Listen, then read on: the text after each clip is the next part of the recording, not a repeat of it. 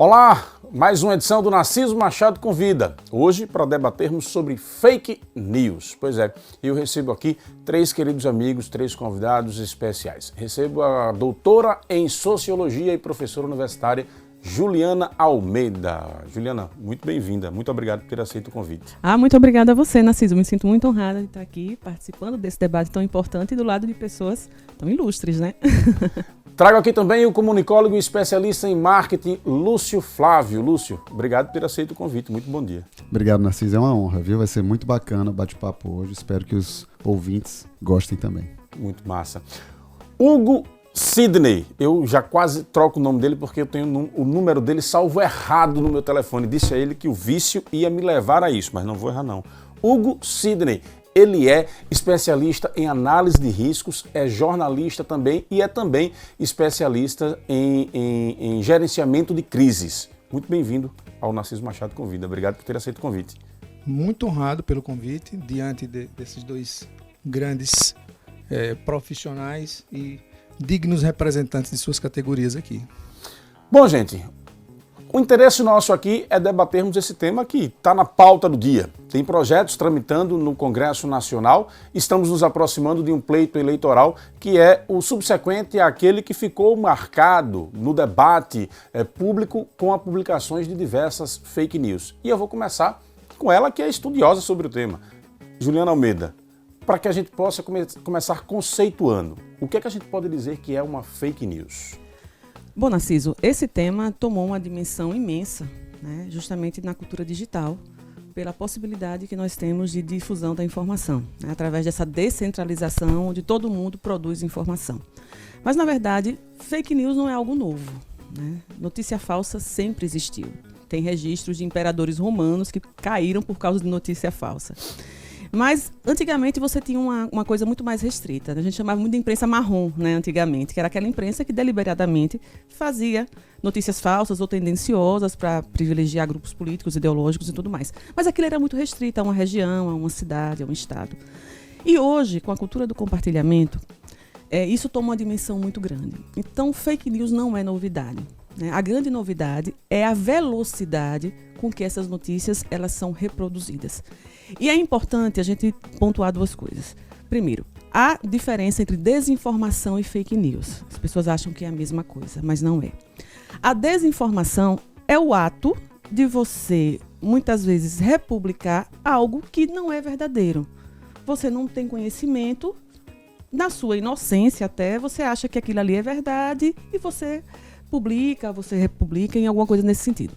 A fake news, ela é muito perigosa, porque ela é produzida deliberadamente com essa intenção de manipular, de mudar, né, essa realidade social e tem um impacto muito grande. Então, na verdade, um alimenta o outro. A desinformação, né, porque aí você é desinformado, você acredita em tudo que você recebe, né?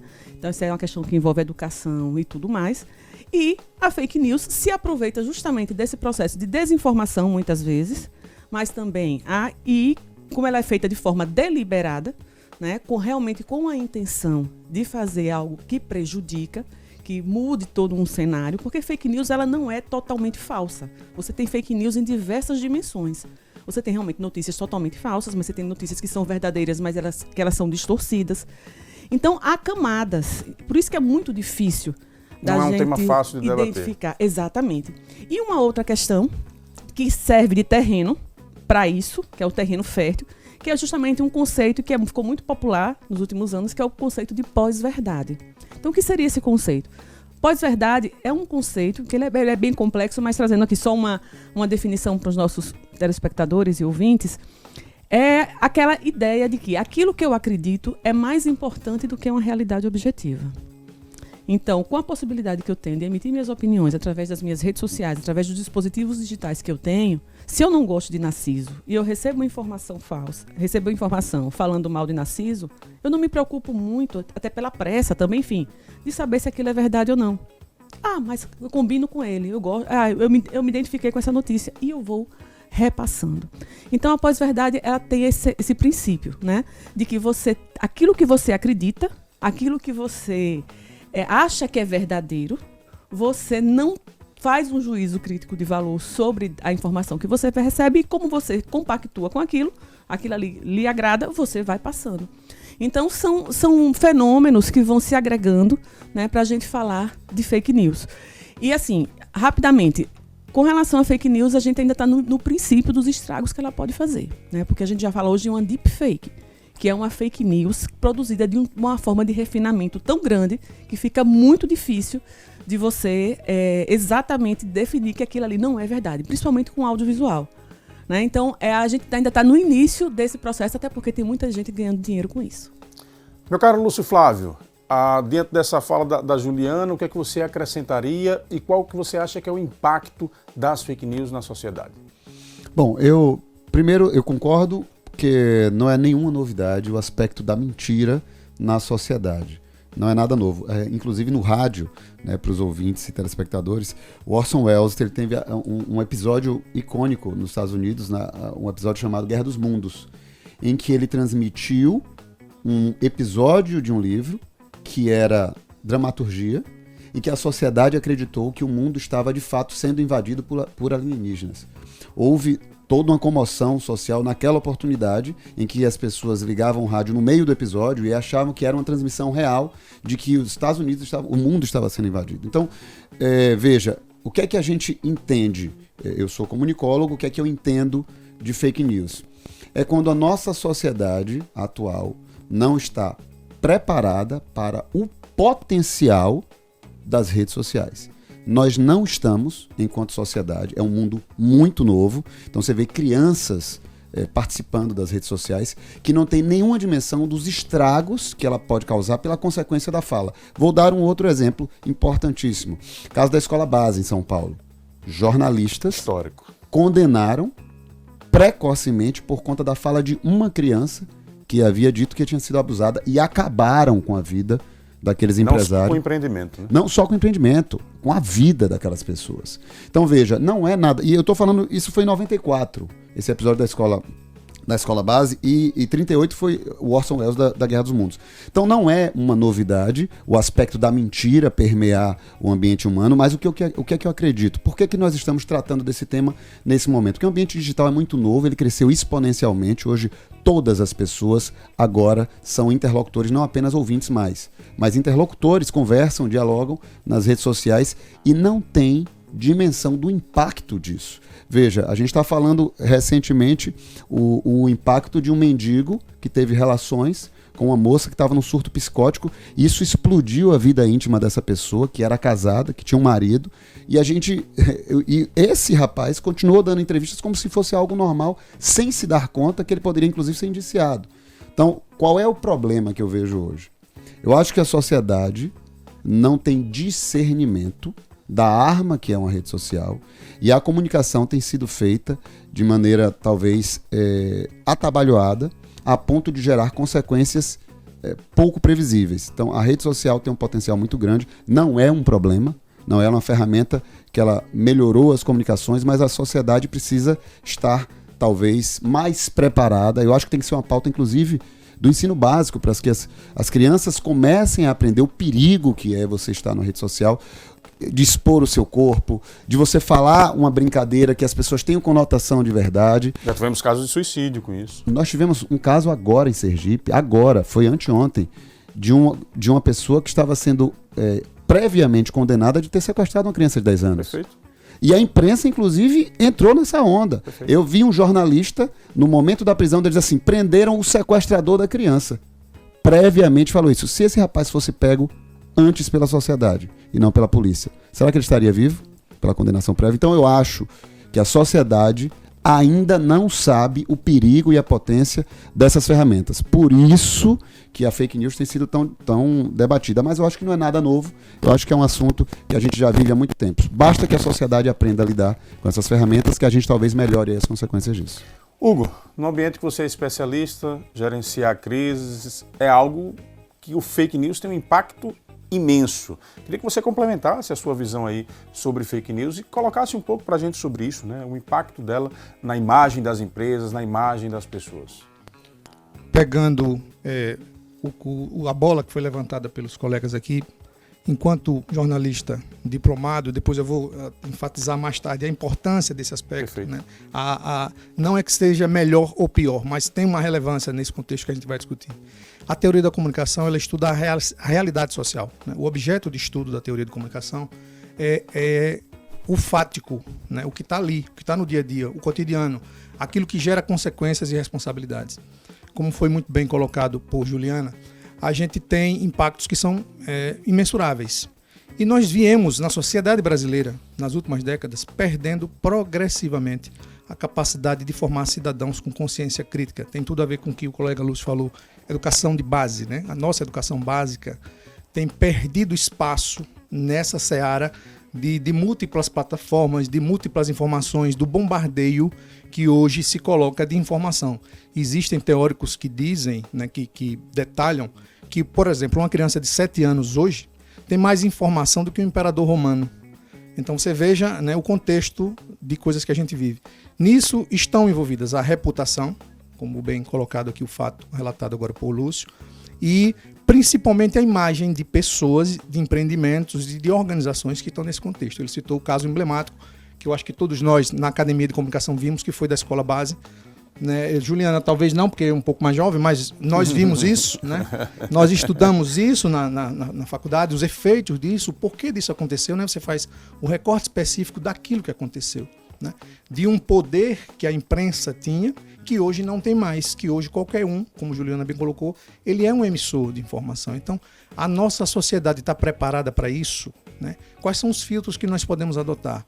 Será que é encalacrando numa legislação que a gente vai resolver esse problema? Então, são essas questões que têm que ser amplamente discutidas pela sociedade. Por isso que eu reputo de extrema importância esse momento, que a gente precisa se assenhorar, a sociedade precisa se assenhorar do que está acontecendo, e nós, a solução precisa sair de nós, né? Nós temos, obviamente, legisladores, mas esse retorno, esse impacto social, quem tem que dizer, quem tem que mensurar, quem tem que dimensionar na sua esfera, é a própria sociedade. Nós temos hoje um outro fato interessante para análise, né, para que o nosso espectador reflita. Nós temos toda uma geração hoje que, por exemplo, você tem pessoas aí de 25 a 5 anos de idade que não assistem TV aberta. Eles só se alimentam de informação pelas mídias, pelo streaming.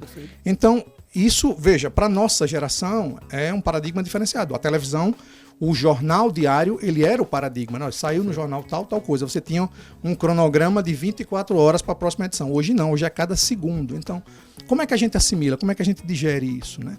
Como é que a gente está preparado para mensurar os aspectos disso no nosso cotidiano? Então, quer dizer, esse é o nosso gerenciar terreno. uma crise causada por uma fake news não é igual a gerenciar uma crise causada por um impacto ambiental ou por um fato que venha a atacar a imagem, porque tem determinados fatos que eles estão territorialmente definidos.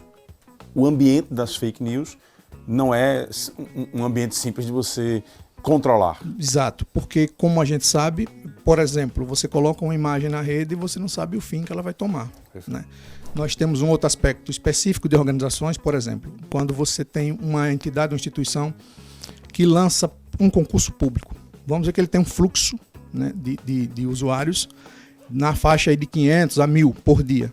Quando você lança uma oportunidade de emprego, alguma iniciativa, alguma campanha promocional, você pode multiplicar isso por milhões. Junto com isso, você vem uma série de ataques, né? Ataques que você tem hoje todo um anteparo de tecnologia da informação para tentar barrar isso. Mas, por exemplo, se o cara consegue derrubar o site ou postar algo que não esteja convalidado com os valores, com o princípio daquela organização, os danos são irreversíveis. Então, o que é que você busca nesse cenário? Primeiro, mensurar, né? Você vai diagnosticar. Você vai entrar, você vai fazer qualquer coisa na rede hoje, você tem que elaborar primeiro uma matriz de risco, que é justamente você tem o suporte no aspecto da organização, né, de tecnologia de informação para segurar aquilo ali, você tem como fazer os anteparos técnicos para que essas ameaças sejam contidas, né? Isso é um ponto primordial. Segundo, essa campanha, qual é a relevância disso para a sociedade, né? Você tem um elemento de estudo sobre isso também. E, principalmente, você já cria um anteparo para os haters, né? Eles são aí para isso. Você entrou nesse ambiente, você sabe que vai ter. Então, você também tem todo um estudo, você tem toda uma estratégia que ela é elaborada previamente para que você dimensione esse campo onde você vai atuar. Você puxou um ponto importante e Lúcio Flávio trouxe duas provocações, e aí eu queria chamar a professora, né, para que a gente possa dar continuidade a esse debate. Por mais que a imprensa tenha cometido erros históricos, e comete, e permanece cometendo, nós temos um debate que é importante ser feito também, que assim, diante das fake news e da explosão das redes, há pesquisas que mostram que as pessoas buscam a confirmação do fato na imprensa oficial. Como é que é essa dualidade entre erros e ao mesmo tempo ser fonte confiável? Veja, Narciso, a gente estava passando por um processo de desgaste mesmo. A própria imprensa oficial mesmo, os jornalistas, quando houve essa explosão das redes sociais, todo mundo achava que não precisava mais de imprensa, porque todo mundo tinha agora um canal de voz, né? As manifestações de 2013, que começaram, na verdade, em 2011, né, com a Primavera Árabe, onde as pessoas se organizavam pela internet, né, para fazer suas reivindicações. E as instituições que tradicionalmente organizavam isso, elas foram deixadas de lado. Então houve aquela euforia com relação às redes sociais de que havia um empoderamento mesmo social, onde as pessoas poderiam se organizar sem que instituições ou precisassem ser mediados por profissionais de imprensa, pela grande mídia, enfim, que tem realmente os seus problemas, os seus defeitos. Mas a pandemia, ela veio, né, no momento em que havia esse desgaste muito grande. E as pessoas ficaram desesperadas, porque onde é que eu vou confiar? Onde é que eu vou achar uma informação confiável sobre tanta coisa que está acontecendo de um vírus que todo mundo desconhecia, que se achava que era um vírus apenas respiratório, hoje já sabe que é um vírus sistêmico, enfim. E água com limão, você recebia pelo Zap, que era bom, um monte de barbaridade. Então, as pessoas começaram, até os próprios canais aproveitaram isso também, os canais oficiais, e começaram a produzir conteúdo, né, baseado na ciência, conteúdos baseados com especialistas e tudo mais. E se percebeu que fonte confiável é com a imprensa profissional, né, diante desse mar de desinformação. E isso foi comprovado através de várias pesquisas, que as pessoas, principalmente com relação à pandemia, elas iam, mesmo que elas recebessem conteúdo por redes sociais e tudo mais, grande parte ia para a mídia para conferir se aquilo realmente era verdadeiro. Então, mesmo com toda essa onda, né, negacionista, anti-vacina e tudo mais, o papel da mídia oficial, né, o papel do jornalista profissional, acho que o Hugo fala muito bem nisso. A necessidade de um jornalista com formação, porque jornalismo não é literatura, como acha que é o STF desde 2009, quando derrubou a necessidade do diploma. A formação jornalística ela é uma formação que ela é ética, ela é técnica e ela tem que ter essa perspectiva, essa visão social muito forte, né? A gente tem que ter um olho além do alcance, a gente não pode enxergar como todo mundo, porque nós somos como atalaias mesmo da sociedade, né? O George Orwell já dizia, né? Jornalismo é mostrar aquilo que não se quer mostrar, o resto é publicidade. Então, a função jornalística de ser um vigilante da sociedade, né? De ser aquele que vai ser o porto seguro para que as pessoas possam ter informações confiáveis, isso garante a nossa liberdade, nosso Estado democrático de direito. E é um direito de todo cidadão. Está lá na Declaração Universal dos Direitos Humanos. Todo cidadão tem direito a uma informação de qualidade, né? E o profissional de imprensa tem esse papel fundamental. A questão agora, quando a gente falava da imprensa marrom, a gente sabia que era algo feito deliberadamente pelos maus jornalistas, empresas jornalísticas que tinham seus interesses escusos e tudo mais, que a gente sabe que a nossa política de comunicação favorece isso, né? Com as oligarquias e tudo mais, né? A formação dos meios de comunicação. Exatamente. A nossa política de comunicação brasileira é nesse sentido, porque as concessões, até a Constituição de 88, era uma moeda de troca, né? O presidente gostava de um político, toma uma concessão de rádio e TV, depois da Constituição de 88 isso mudou. Mas até lá, então a gente ainda carrega essa herança.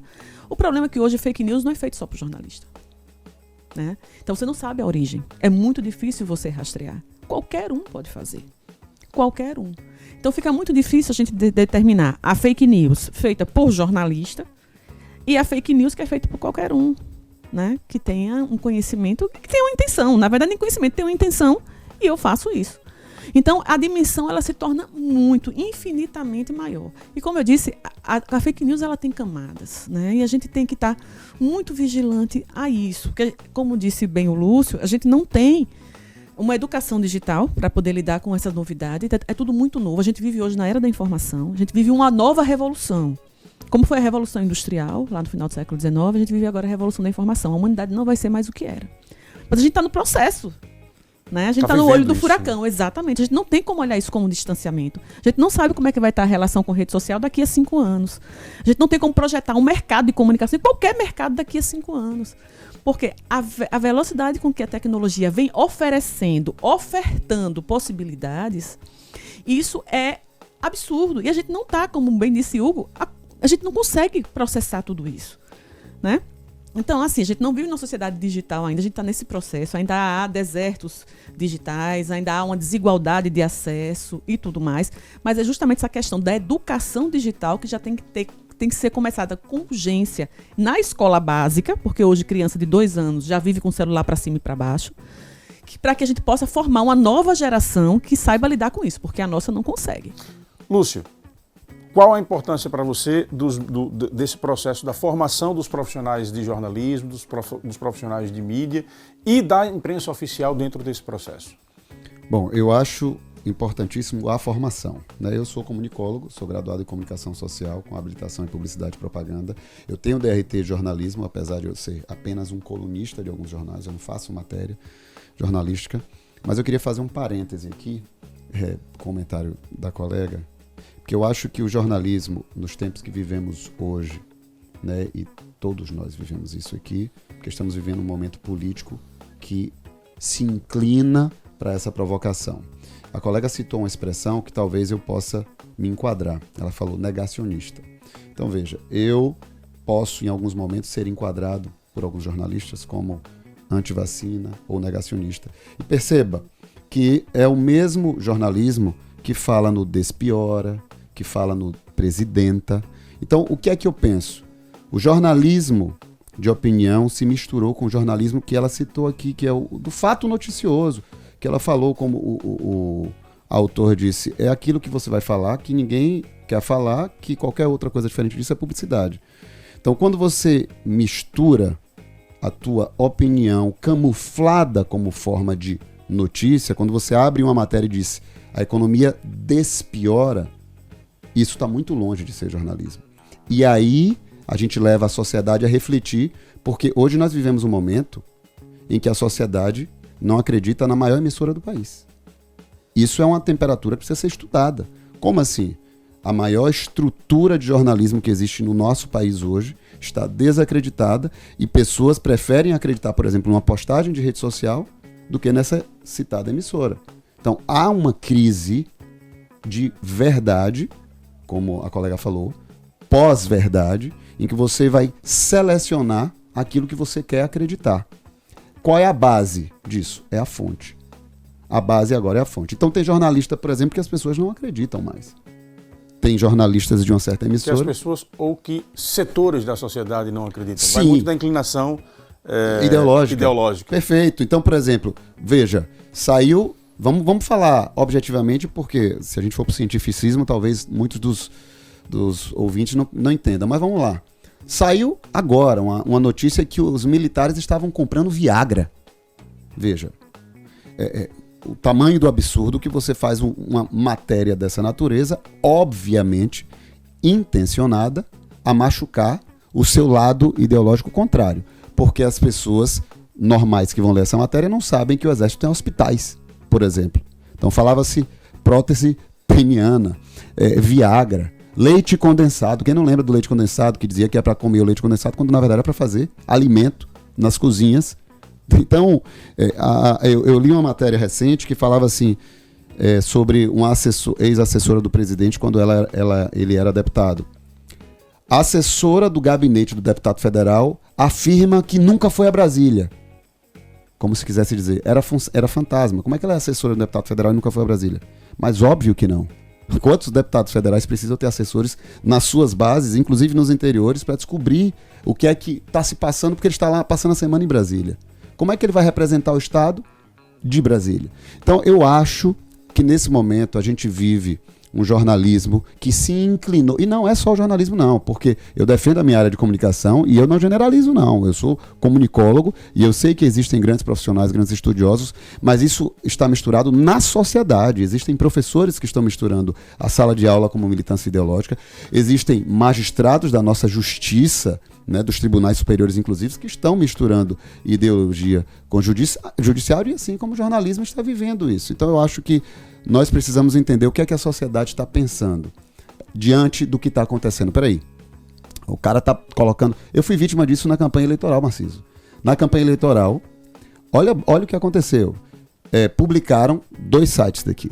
Publicaram: Lúcio Flávio pode ser preso porque mentiu na sua prestação de contas do seu patrimônio. Olha bem, o que aconteceu foi o site do TSE não fez o upload da minha declaração de imposto de renda de todas as páginas. Eram 5 páginas, parece que ele subiu 3. E aí a matéria pegou isso, nitidamente, intencionalmente, por um adversário político, e publicou que falsidade de patrimônio pode gerar prisão, o candidato pode ser preso. Veja, isso está muito longe de ser jornalismo. E aí eu falei com o presidente do sindicato de vocês que estava na hora do TSE e o TRE olharem para esses blogs de encomenda como publicidade eleitoral de caixa 2, perfeito, não contabilizada. Agora, eu quero voltar para a Juliana daqui a pouquinho, só para não pegar a fala de Hugo, porque aí entra uma questão de separar o que é o jornalismo factual do que é o jornalismo de opinião e de debatermos o que é possível nesses campos, né? Meu caro Hugo, dentro desse debate você puxou a questão da formação e da importância do diploma. Reforce isso, por favor. Baseado... Caso queira fazer observações, perfeito, também fique à vontade. Perfeito. Baseado no que a gente vê, né, no nosso cotidiano, o que é que fica claro, né, para mim? A gente começou essa discussão, Juliana ponderou um aspecto interessante aqui, que é os mecanismos de checagem, né? Você tem hoje, e inclusive já estão monetizando isso, né? Você tem mecanismos, você tem organismos especializados nesses mecanismos de checagem. O compromisso profissional, né, de um jornalista formado é em total consonância com os princípios que ele viu lá. Obviamente que nós estamos falando de um mercado que ele tem diversos interesses, né? Você está falando de um mercado gigantesco. O mercado da comunicação talvez seja o maior do mundo, porque ele envolve todos os outros mercados. Então, obviamente que você tem organizações que primam, né, por seus interesses. Qual é o papel do profissional nesse aspecto, né? Para além do que Lúcio está colocando, do viés ideológico, você tem uma responsabilidade social, né? Eu acho que esse é um apelo que tem que ser evidenciado, que quando o profissional se distancia disso, você tem inclusive mecanismos de punição. Como ele mesmo colocou, ele foi vítima dessa situação. Hoje, você, embora não tenha o crime tipificado de fake news, mas você tem aí, eles geralmente, né, 90% deles, eles são enquadrados aí como calúnia, injúria ou difamação, ou, no caso mais grave, um crime de racismo ou um crime de pedofilia, e por aí vai. Você tem hoje, né, tipificado, que é uma coisa muito nova, você ainda não tem legislação específica para isso, e é um tema que também eu acho que daqui a pouco a gente vai discutir, uma das propostas da PL, é isso aí. Que não nos impede de dizer que é crime. Sim, sem dúvida, é crime. Você pode não ter, né, a tipificação do crime, mas espalhar fake news. Muitas pessoas falam da dosimetria da pena, ok, né, isso é uma coisa para ser discutida, eu acho que o conjunto da sociedade tem que discutir isso. Mas tem esse aspecto primordial, que é o compromisso com a veracidade, o compromisso com o fato. O que não se deve fazer é negar o fato. É você torcer a verdade para fortalecer seus conceitos, está inclusive tipificado como crime. Então, as pessoas que forem vítimas disso, a sociedade tem que se assenhorar disso, você tem mecanismos de recorrer, de buscar uma punição, de buscar uma reparação, uma retratação. Às vezes, dependendo da dimensão, né, desse dano, você vai ter um pouco mais de trabalho, um pouco mais de tempo para que isso seja feito, mas isso pode ser feito. É importante que a gente saliente que no ambiente democrático, né, a não ser, por exemplo, um caso como foi citado, um caso que gere, né, um risco de morte, né? Se chegar a fazer aí, é alvo de reflexão. A sociedade tem que se debruçar sobre esse caso e analisar os extremos disso. Mas no ambiente que você vive, né, que a gente busca construir de um ambiente democrático, você tem hoje os recursos para buscar os anteparos legais e de reparação para fatos dessa natureza. Juliana, fique à vontade. Nós podemos ter jornalismo de opinião ou não? Isso. É justamente duas questões que eu gostaria de ponderar na fala do Lúcio, justamente sobre o jornalismo de opinião. O jornalismo de opinião, ele é um jornalismo que é uma área do jornalismo. Então, você tem os que eles chamam de... Tem um nomezinho que diz articulistas, né? Enfim, então é uma área sacralizada do jornalismo. Então, dizer que jornalismo... Assim como o jornalismo declaratório, né? Mas a gente tem que ter muito cuidado com o jornalismo declaratório quando a gente trabalha com opiniões só. Por isso que esse faro jornalístico ele precisa ser apurado para que você possa dar espaço ao contraditório. Da mesma forma, o jornalismo de opinião. Então, o jornalismo de opinião, todo jornalista ele pode dar a sua opinião, desde que sejam em espaços onde isso esteja claro, que ali é um texto opinativo, e o jornalista jamais ele deve opinar porque eu acho. Eu acho isso, eu acho vermelho legal porque é uma cor bacana que me atrai. Não é apenas isso. O jornalista ele tem que trabalhar a opinião baseada em dados, baseada em fatos. Então é diferente de um economista, de qualquer outro profissional que vá fazer uma coluna num jornal, que participe como articulista de um jornal. Ele pode ter uma opinião da área dele, mas pode ter uma questão mais pessoal. O jornalista ele não pode dessa forma. Ele pode ter realmente a sua opinião, mas desde que essa opinião seja baseada em dados. Então, a grande questão é justamente essa. Quando você junta tudo, né? Você junta o factual dentro de um ambiente de opinião, né? E que você não deixa isso claro para o leitor, para o telespectador, para o ouvinte. Isso é que é o grande crime. Mas, assim, o jornalismo de opinião, ele não é uma forma marginal de se fazer jornalismo, tá? Isso é uma forma oficial. Então, nós somos formados no nosso processo para fazer também jornalismo de opinião. Claro que a gente não começa no jornalismo já fazendo opinião, né? Não, geralmente você... Exatamente. Você começa, né? Porque você tem que ter uma visão muito apurada. Foca nas redações para depois você... Exatamente. E você precisa de uma maturidade, né? Uma maturidade profissional, intelectual, para entender qual é o seu papel nesse processo. Uma outra questão também importante que o Lúcio falou com relação aos blogs e o que a gente tem hoje dessa mídia disseminada. O nosso sistema de comunicação oficial ele é tripartite, né? Então, nós temos a comunicação estatal, apesar de ser pequena, mas ela existe, a comunicação pública e a comunicação privada. Então, quando a gente fala de rádio e TV, você precisa da concessão do governo para ter a emissora de rádio e TV. Às vezes as pessoas não conhecem um pouquinho, isso é bom explicar. Então, a Globo não é da Globo, a FAN não é da FAN, não é, né? Você tem uma concessão pública que rádio é renovada a cada 10 anos e TV é renovada a cada 15 anos. Então, ou seja, a concessão é pública, é do governo do Estado brasileiro. Mas ela tem fins, características comerciais e tudo mais. Então, de certa forma, você está submetido a algumas leis, como a lei de radiodifusão, você tem códigos de ética que você tem que manter, né? Então, você tem uma regulação, uma espécie de, nem digo regulação, mas você tem parâmetros legais em que você tem que se basear, né? Por exemplo, a Voz do Brasil, você é obrigado a passar. Está lá na lei. Todo mundo de rádio tem medo de Voz do Brasil. Isso. Todo mundo de rádio tem medo de Voz do Brasil, porque você pode perder uma concessão de rádio se você não colocar a Voz do Brasil e não justificar. Está lá na lei. E com relação hoje à internet, né, com essa disseminação da emissão do polo emissor, todo mundo pode fazer. Você para ter um blog, para ter uma rádio online, uma TV online, você não precisa de concessão pública. Qualquer um pode fazer. Então você não tem a regulação do Estado, você não tem o acompanhamento nem regulação do ética Estado. Também, né? Não tem nenhuma. Não tem absolutamente nenhuma. Então a gente tem um marco civil da internet que nos dá algumas garantias com relação à privacidade, neutralidade da rede e tal, mas que não garante qualidade e um conteúdo que tenha realmente um compromisso com a verdade, né? Como o próprio Lúcio foi vítima, e o jornalismo faz isso, porque antigamente nós éramos o templo sacro da informação. As pessoas, como disse bem Hugo, né? Acordavam 6 horas para se informar, tal. Hoje não, hoje todo mundo produz informação. Qual é o papel do jornalista agora? E eu julgo extremamente importante. É justamente você também correr atrás de fake news. A gente não consegue dar conta de tudo, mas temos as agências de checagem que fazem esse trabalho. Mas principalmente ser um porto seguro para a informação. Então é o que a gente fala. Como é que a gente pode se defender de fake news? Vai procurar em outros lugares. Se você não encontrar em portais, em outros locais, desconfie. Porque uma informação, quando ela é verdadeira, ela dissemina rápido também. Tem uma capacidade que o jornalista tem e que o produtor de desinformação ou de fake news, ou o cara opinativo, ideológico na rede não tem, que é a capacidade de tentar fontes, trabalhar com dados, exatamente, trabalhar com história, trabalhar com a junção de uma série de aportes que o cara lá que está produzindo, ele está direcionado a apenas uma uma linha de produção. Exatamente. Geralmente são textos secos, Exatamente. pobres de informação, Com erros de português. português. Exatamente. Lúcio falou de dois exemplos, né, que não são ligados à internet, mas mostram o quanto ainda a audiência ela é distraída. E a gente percebe isso hoje, né? Grande parte da audiência é distraída. Então, quando ele traz o caso de Orson Welles, no dia 30 de outubro de 1938, ele já tinha esse programa na CBS, que era de dramatizar textos literários.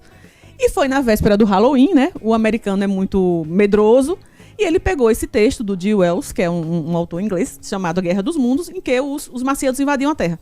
Ele avisou no início que era uma dramatização do livro. Ele fez em forma de reportagem essa dramatização. Então, quem ligou o rádio depois... Na hora em que estava desenrolando. Exatamente, o repórter lá desesperado, que lá na ilha de Manhattan, numa fazenda, os marcianos estavam descendo, as pessoas acreditaram. E houve suicídio. Foi um caos nos Estados Unidos, tanto que esse episódio ficou conhecido como Rádio Pânico. Você vê, foi a primeira vez que se descobriu, inclusive, a dimensão, o tamanho do alcance da importância social que o rádio tinha nos Estados Unidos. E a influência. E isso foi ótimo para a carreira de Orson Welles, né? Que depois ele foi para Hollywood, dirigiu o Cidadão Kane, tudo por aí vai. Mas aí você tem o outro caso da escola base, né? A escola base partiu de uma denúncia de uma criança, uma mãe e tal, mas o que foi com o peso? Isso e que a grande imprensa caiu. O discurso oficial do delegado, que queria aparecer. Então veja, e o estrago que foi. Os donos morreram sem ver justiça, os donos da escola base. Tem um programa muito bom que foi feito 20 anos depois, dos prejuízos ainda que aquilo tudo causou. Então, você tem aí uma situação em que era um programa realmente de ficção, todo mundo sabia que era ficção, mas se acreditou, e você tem uma outra situação em que a imprensa caiu no discurso oficial, que é algo que a gente também tem que tomar muito cuidado. A gente tem que desconfiar também de discurso oficial, porque o discurso oficial também quer vender um lado. É obrigação. Exatamente. Eu quero entrar agora numa outra dimensão desse debate sobre fake news. Qual é a relação dele com a liberdade de expressão? Um tema que está em voga hoje, principalmente pela proximidade desse período eleitoral. Juliana, eu vou pedir para o Lúcio Flávio começar. Liberdade de expressão. Eu estava só recapitulando a lembrança que a Juliana fez, que aqui nós também tivemos um movimento parecendo o Guerra dos Mundos. Não sei se vocês vão lembrar, que saiu uma fake news falando do fim do Bolsa Família na época da gestão da Dilma. E houve uma polvorosa... As caixas econômicas ficaram lotadas de pessoas. Né? Veja, e era uma fake news na época que aconteceu aqui, depois descobri-se que era mentira. Eu penso o seguinte, na minha visão, o nosso sistema jurídico, penal, ele já prevê a responsabilidade sobre calúnia, difamação, ele já prevê isso, tá? E perceba que a gente está falando de um tema que a gente está tratando de casos históricos do passado, quando nem existia rede social, internet. Então eu acho que a sociedade, em relação a calúnia, difamação, ela já existe o meio para que se possa coibir isso. Eu reitero que o problema é a gente saber lidar com as novas ferramentas de comunicação. Acho que a sociedade não está pronta, acho que isso precisa vir do ensino de base. E tem que tomar muito cuidado em a gente trazer à baila mais uma regulamentação, mais uma intervenção do Estado acerca da comunicação. Isso me preocupa, porque veja, a gente está falando do caso da escola base, em que o jornalismo foi culpado de morte por algumas pessoas e não precisou criar uma nova lei para isso. O Código Penal, inclusive as emissoras, organismos de imprensa foram, inclusive, processados. Lamentavelmente, as vítimas não estavam vivas para receber, né, o que lhes era de direito, pelo menos minimamente de direito. Mas o nosso sistema penal já prevê essas coisas. Então, eu fico com pânico de a gente criar novas ferramentas para regulamentar, porque a gente só vê esse tipo de intervenção na imprensa e na comunicação em países ditatoriais. A gente não vê, né, regulação de imprensa em países livres e democráticos. E isso é um problema. Por quê, Narciso? Quem vai ser o responsável para dizer o que é ou não verdade e o que é ou não mentira? Quem checa o checador, por exemplo? E esse é um grande problema da nossa liberdade. Quando eu li o projeto, por exemplo, 2630 do Alessandro Vieira, que era horrível, muito mal redigido, o original, debati com ele publicamente, a gente expôs isso nacionalmente num debate no Brasil 200, e foi por isso que ele recebeu a Ojeriza Nacional, porque foi um projeto muito mal redigido, extremamente mal feito, de quem não entendia nada do que estava ali falando, e ele insistia em dizer que estava bom, a gente anunciou, retira e revisa isso, porque talvez a sua intenção possa até ser boa, mas o resultado prático disso estava temeroso, e ele insistiu nisso, o resultado teve que recuar. Então eu acho que regular comunicação é algo muito perigoso. A gente tem que tomar muito cuidado com isso. Eu vou, assim, citar alguns trechos para você aqui, Narciso, no momento do debate que a gente tinha com o senador Alessandro, que falava, tá, o que é verdade? Por exemplo, vamos exagerar no exemplo aqui, eu vou fazer, é óbvio que é uma hipérbole do que eu vou fazer aqui, é um exagero, mas se eu disser que Jesus Cristo ressuscitou, ou que aborto é um crime, se a gente começar a falar da pauta de valores ou da pauta religiosa, o que é verdade e para quem? Porque a mentira, ela está nata, é uma questão muito natural da sociedade, porque ela é do ser humano. Então quem vai checar é um ser humano, quem vai avaliar é um ser humano. Até as agências de fact-checking, às vezes elas estão comendo bola e acontece naturalmente, porque é um ser humano que está fazendo aquilo, de errar. Assim como jornalista também, vocês que são jornalistas viram a Folha publicar da morte da rainha Elizabeth.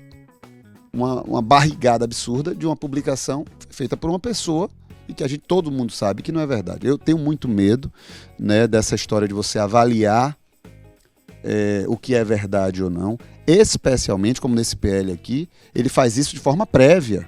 Então ele quer antecipadamente rotular de mentira ou verdade aquelas pessoas que em algum momento, por exemplo, compartilhou algo que não fosse verídico. Então eu sou completamente contrário a gente trazer novas ferramentas do Estado tomar conta da sua opinião, tendo em vista que a gente não sabe no futuro quem será o Estado. No futuro, quem representará o Estado. E quem será o censor de dizer que é verdade ou que não é verdade. Juliana, liberdade de expressão e fake news, onde é que está essa mistura aí, onde é que elas se separam? Pois é, a liberdade de expressão é algo que nós conquistamos, né, dos países democráticos e livres a duras penas, né? Então a gente precisa diferenciar a liberdade de expressão da liberdade de imprensa, né? A liberdade de expressão ela é muito mais ampla. Ela atinge a todo cidadão que tem um direito constitucional, a cláusula pétrea, de você expressar a sua opinião, né? Professar sua crença, está lá na Constituição, isso ninguém tira. A liberdade de imprensa, ela, apesar de nós não termos, né, órgãos reguladores da imprensa, mas ela tem mecanismos para que você tenha uma boa atuação. Por exemplo, o Código de Ética dos Jornalistas, que é um código recente, de 2007, mais ou menos, que é um código curto, simples, mas ele dá as diretrizes. Então, o jornalista que segue como um farol o Código de Ética dos Jornalistas, ele nunca vai errar. Ou pelo menos quase nunca, né? Mas a gente tem que dizer como nunca. Né? Exatamente. Pode errar, mas você erra menos. Ou você erra até com mais consciência de que você errou e que você pode tentar consertar esse erro.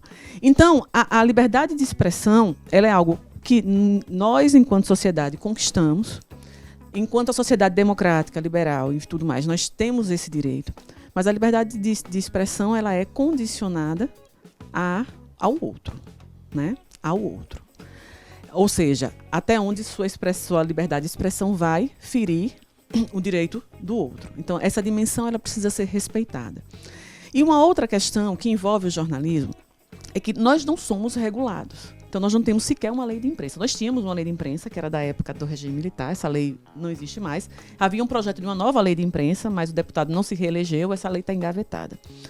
Por quê? Porque o próprio STF, né, quando derrubou o diploma e tudo mais, diz o seguinte, que o jornalista está passível a todos os crimes, né, a ser processado pelos crimes que o Hugo falou, o Lúcio também falou, como qualquer outro cidadão.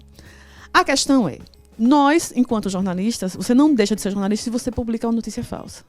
né, se você fere o código de ética. Diferente de um médico, diferente de um advogado, que você tem a OAB, você tem um Conselho Regional e Federal de Medicina, que são órgãos reguladores, que eles têm o código de ética ali no cabresto mesmo. Se você é passível de perder... O processo de punição é mais rápido. Exatamente. E você pode deixar de atuar se comprovadamente você ferir o código de ética. Com jornalista isso não existe. Né?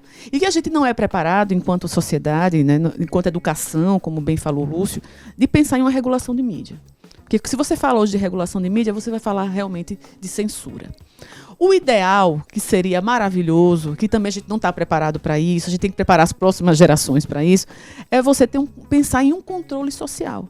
Ou seja, a própria sociedade começar a refutar determinadas práticas. O que aconteceu na Inglaterra? O que acontece na Inglaterra?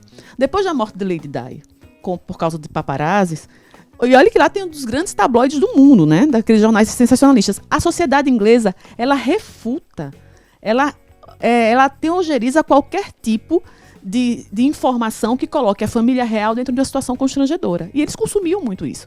Então, por exemplo, a foto da Kate Middleton de topless, ela pode ser divulgada em jornais do mundo todo. Mas na Inglaterra, não. Por quê? Porque para eles hoje é um tiro no pé. Você colocar a família real em situações vexatórias, porque há uma cultura social de respeito e tudo mais, e para eles é prejuízo. Então existem as fofocas ainda, tal, mas não no nível que tinha antes da morte da Lady Di. Então há um controle social por qualidade, por uma qualidade, e os meios de comunicação lá, eles percebem o que a sociedade não quer. Aqui a gente não tem essa maturidade. Né? Nós estamos extremamente atrasados nisso. Então não é algo que você resolve a curto prazo. Não resolve. E agora, com as redes sociais, né, com essa disseminação da informação, que não tem mais nenhum tipo de centralidade, a coisa tende a piorar, a não ser que se invista realmente numa educação digital, numa educação midiática, né, e que a gente possa formar as próximas gerações, porque eu sempre digo que essa aqui está perdida. Meu caro Hugo Sidney, revela pra gente aí, qual é a sua visão com relação a essa dualidade ou esta relação íntima entre liberdade de expressão e fake news? No Brasil, talvez nós tenhamos um sistema que seja pioneiro em alguns aspectos e que eu quero trazer para a reflexão dos colegas e de quem nos assiste. Nós temos no Brasil, vejam bem, desde a ditadura militar, um organismo que se configura como uma ONG, que é o Conselho Nacional de Autorregulamentação Publicitária, o CONAR, né? Que ele é mantido porque pelas entidades do setor de publicidade, né? Pela Associação de Emissoras de Rádio e TV, Associação dos Anunciantes, e ele tem um papel, veja bem, ele não exerce, como bem citou o Lúcio Flávio, um papel de regulação, né? Ele é assim, veja bem, ele não é uma regulação estatal, ele é uma autorregulação. O que acontece? São valores e conceitos que são pactuados entre os entes do setor, do segmento, e que eles, exatamente, priorizando os interesses da sociedade civil, por exemplo, e eu vou ressaltar isso, talvez quem nos assiste vá lembrar, nós lembramos, que somos dessa época, Hebe Camargo fazia publicidade de cerveja no programa. Tomava um gole de ela copo tomava uma direto numa golada. Antártica. Vocês percebam que a publicidade de bebida alcoólica no Brasil, você vê lá, todo mundo tá com um copo na mão, mas ninguém bebe. Isso foi pacificado por uma regulamentação do CONAR. Propaganda de cigarro, como é que é feita? Na própria carteira do cigarro você tem lá, mostrando o que é que ele gera. Propaganda de medicamento na televisão, o que é que nós temos ali na legislação brasileira? A Anvisa diz que isso aqui não é um medicamento, né? Você dá o suplemento, melhora a sua visão. Mas lá, na própria publicidade, já vem um aviso que pode ser que não seja bem assim. Ou seja, veja bem, para a gente refletir. Sob orientação médica, né? Eu nunca deixe de pedir a orientação médica. Ele não médica. diz, mas ele diz que você tem que ter uma cautela com aquilo. Veja que evolução. Tá com dor de cabeça, né? Tome medicamento tal. Lembre-se de que você tem que ter orientação médica. Exatamente. Por exemplo, agora mais recentemente, no fenômeno das lives, aconteceram fatos, aspectos que todo mundo viu, de alguns se excederem na bebida. Sim.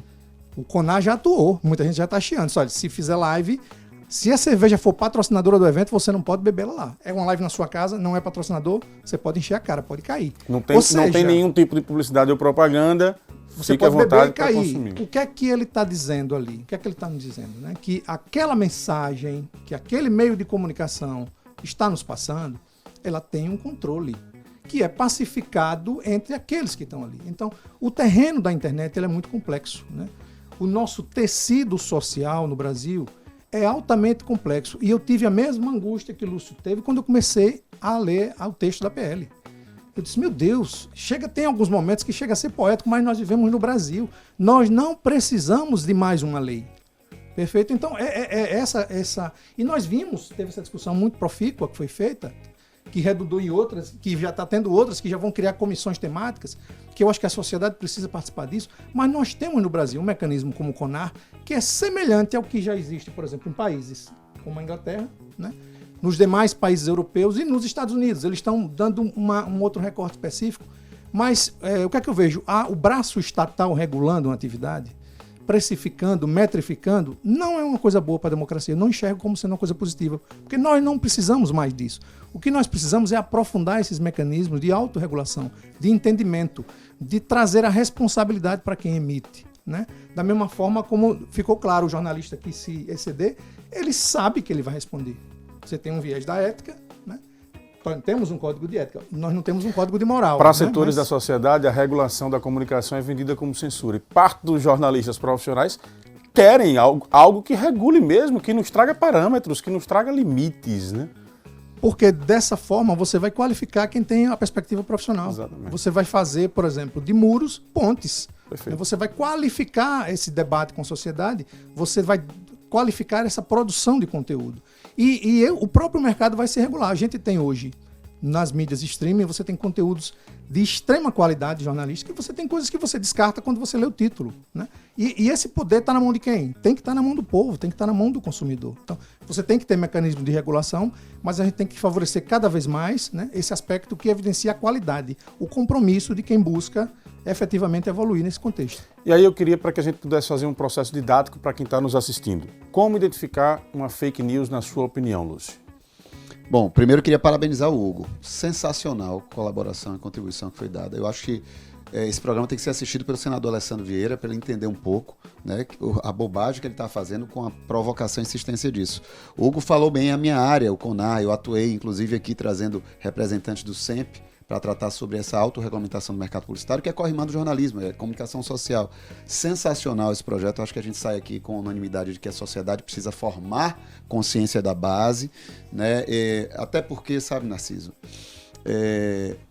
eu percebi na minha campanha eleitoral, quando eu fui candidato, que quando eu mandava um texto digitado no WhatsApp, ele gerava menos credibilidade se eu mandasse o mesmo texto de um link de um site de internet. Então, a força, né, que um link de um site tem ao divulgar uma notícia falsa, comprada, induzida, e o estrago que ele pode causar, realmente merece uma autorregulamentação e não uma mão do Estado, que ela pode ter preferência a partir de ser oposição ou situação. Então eu concordo plenamente com essa fala do Hugo, saio bastante satisfeito desse debate aqui, porque eu acho que a gente conseguiu entender que o problema não está na faca, se ela mata ou faz comida. O problema está no uso dela, né? Se você vai usar para alimentar o seu filho ou se você para fazer alguém de vítima. Eu penso que quando aconteceu comigo e eu fui vítima da fake news, a Juliana falou aqui do Código de Ética, que diz, inclusive, que você deve sempre ouvir a outra parte. Veja que a maioria dessas notícias de encomenda não ouvem a outra parte, porque ela está intencionalmente querendo atacar, ofender, a mando de alguém. E veja, nós já temos uma regulamentação, por exemplo, no TRE, contra a propaganda eleitoral antecipada ou não prestada contas junto ao dinheiro do partido, e a gente vê que jornalistas estão sendo alimentados, ou pseudo-jornalistas, né? Porque muitas vezes esses blogs nem tem jornalista, inclusive, deixando-se claro, qualquer pessoa hoje pode abrir no registro BR e que cria essa confusão todinha, né?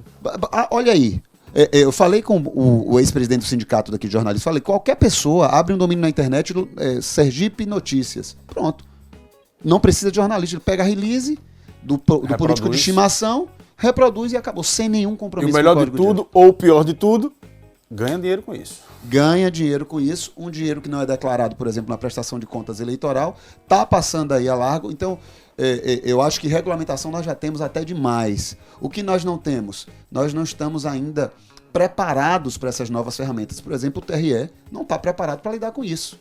Eu acho que os sindicatos de jornalistas deveriam, inclusive, marcar uma audiência pública com o TRE para explicar, olha o tamanho do estrago que uma notícia falsa pode fazer num pleito eleitoral, contaminando e viciando a opinião pública, que é vítima de mentiras, acreditando serem verdades. Então, você já deu aí uma característica, quer dizer, não tem o contraditório, já é faço um uma observação. termômetro.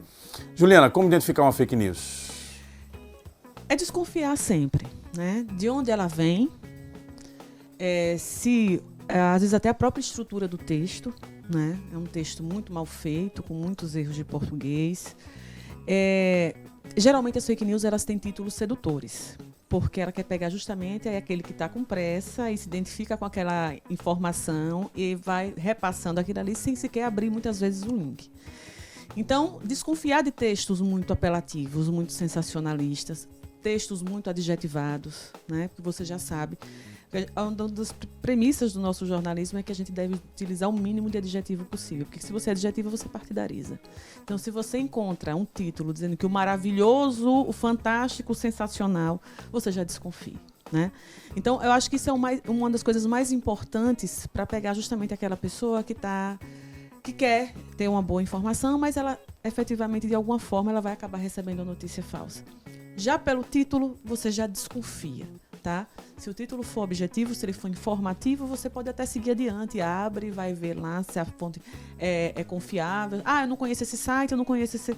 Vou botar o título, o assunto, no Google, ver se está publicado em outros locais. Isso também é um excelente termômetro. Ver se esse assunto está publicado em outros locais. Se você não encontra, já desconfia absurdamente de que é uma notícia falsa. E essas notícias falsas, elas são muito escondidas também com o exclusivo, né? Que vem antes, o exclusivo, só eu tenho, aquela é bomba. Exatamente. Então, desconfiar. E eu chamo a atenção para o título, que é a primeira coisa que nós temos contato, né? E notícia falsa, ela adora título sensacionalista. Então, desconfie. Hugo. Uma premissa basilar que eu recomendaria primeiro é diversificar suas fontes de informação. Quanto mais fontes você consultar, você vai ter a oportunidade de encontrar a melhor estratificação do fato. Juntamente com o que Juliana colocou do título, eu acho que a estrutura do texto, a construção do texto e a narrativa com ambas as partes ou todas as partes envolvidas participando desse texto, tendo voz e vez, ali eu acho que é uma premissa basilar, porque isso é uma premissa basilar do jornalismo.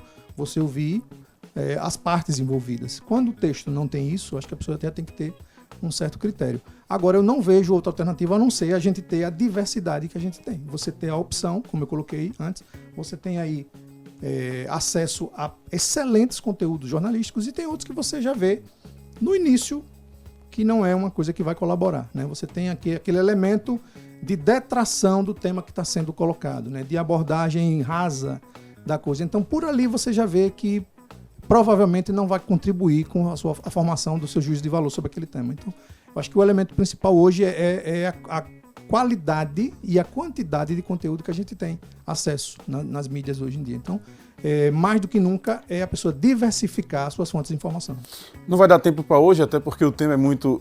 para a gente aprofundar mesmo, o tema é muito vasto, mas, por exemplo, uma outra questão que eu acho que é muito complicada no Brasil e que merece uma discussão é a característica dos nossos meios de comunicação, como Juliana colocou, o fato de termos estatal, de termos privado, de termos público, e a mistura dos interesses privados, são empresas que precisam, para se sustentar da área comercial, precisam de lucro para poder sobreviver dentro de um mercado capitalista. E tudo isso traz contornos que precisam ser analisados. Em outros países nós temos alguns avanços com relação a isso. No Brasil a gente fica um pouco embaçado com isso tudo. E o que é fundamental, a comunicação estatal mesmo, que não é comunicação partidária, que foi aos poucos perdendo força no Brasil. É algo que a gente precisa voltar a discutir. Mas queria encerrar pedindo a vocês que deixassem assim, uma mensagem de conselho a quem está nos ouvindo. Estamos no ano eleitoral, as fake news vão estar aí espalhadas. Eu tenho percebido, inclusive,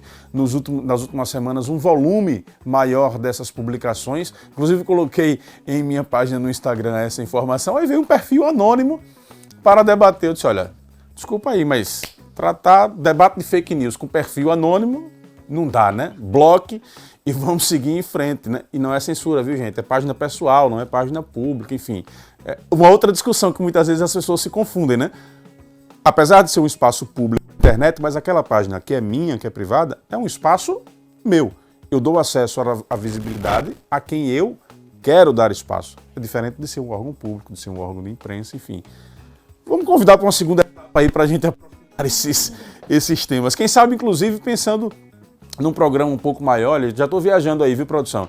Com a participação de estudantes, enfim, para a gente poder dar uma animada. Mas, Lúcio, fique à vontade para suas considerações finais. Não, primeiro eu quero lhe parabenizar pelo altíssimo nível do que foi produzido hoje aqui. Eu acho que esse programa, ele realmente tem que ser, inclusive, replicado nas faculdades e nas escolas. Altíssimo nível. Eu lembro com o que o colega falou, de uma disciplina que eu tinha na faculdade chamada Comunicação Comparada. Perfeito. Essa foi uma disciplina que a gente pegou com o professor Alain Alberto, que é jornalista, e a gente lia a mesma matéria em vários veículos e identificava as diferenças nela.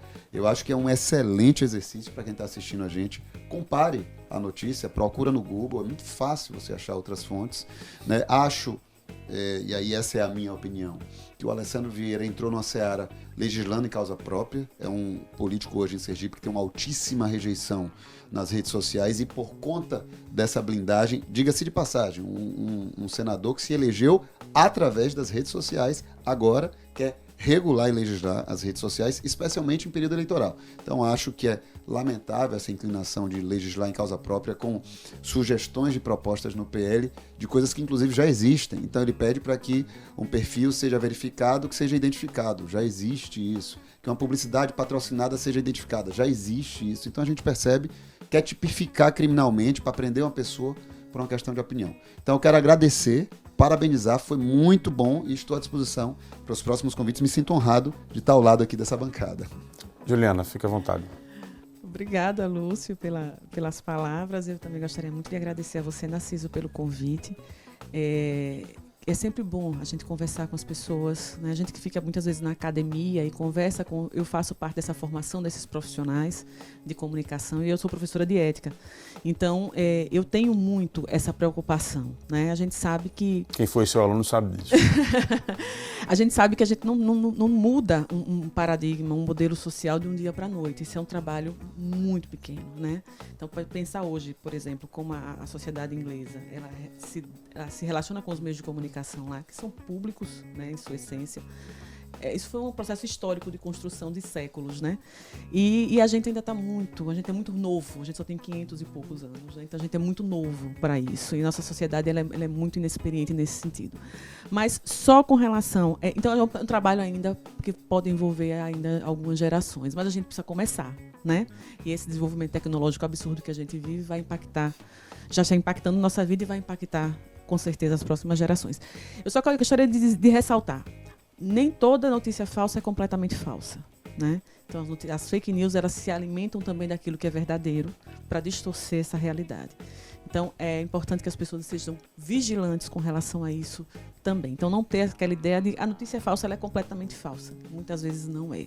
Ela se alimenta de uma coisa realmente verdadeira e ela vai distorcer completamente os fatos. Então é importante que as pessoas fiquem atentas a isso, né? E confiem realmente no jornalismo profissional. A gente sabe que nós temos problemas, mas ainda é um porto seguro a se seguir. E, como bem disse o Hugo, você se informar através de várias fontes, né? Isso é um caminho importante. E que os órgãos, né, que possam fiscalizar, principalmente nesse processo eleitoral, que eles possam fazer também um trabalho, acho que muito mais de repressão, mas um trabalho educativo, né? Tentar atingir aquele que consome essa informação. Hugo, obrigado pela sua presença. Eu que agradeço mais uma vez, né, por esse momento importante que eu mais uma vez reputo a relevância do que a gente tentou construir aqui, né? É uma temática altamente importante no tecido social brasileiro. Como Juliana também falou muito bem, eu faço um resgate histórico para a gente ter uma reflexão.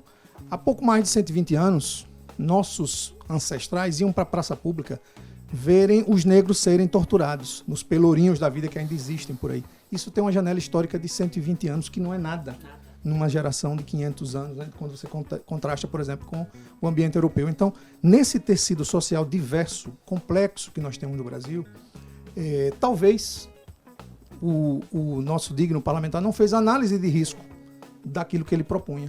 Né? Porque tá aí o que virou. Se você entrar hoje, você vai ver que tem uma avalanche de situações contrárias ao que ele diz, né? Inclusive agressivas. Então talvez é isso.